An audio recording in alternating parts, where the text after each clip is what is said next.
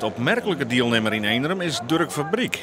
3 maanden alleen brudt zij 2 rechtwervels en een nekwervel. En dit is zijn eerste wedstrijdwerk.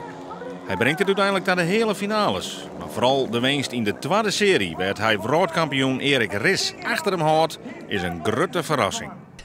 Die dit al kennen.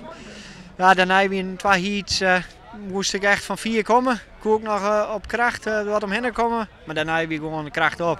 Conditie er wel, maar de kracht is niemand niet meer opgebouwd worden. Volkert Bakker had ook een zwiermotorongeluk gehad. Hij is voor eerst nog taskoger. Van de 15 deelnemers komen de beste 5 in de finale. Daarbij Jannik de Jong en Theo Pijper.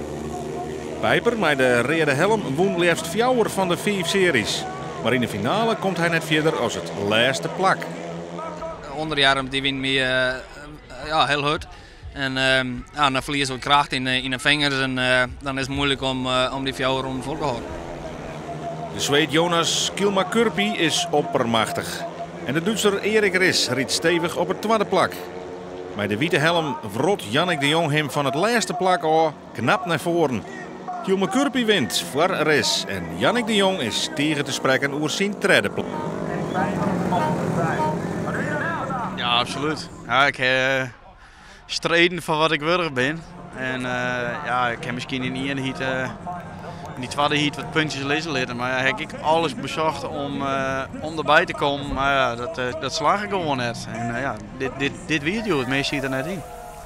De andere 2 hier pakte de Jong het zilver op het WK.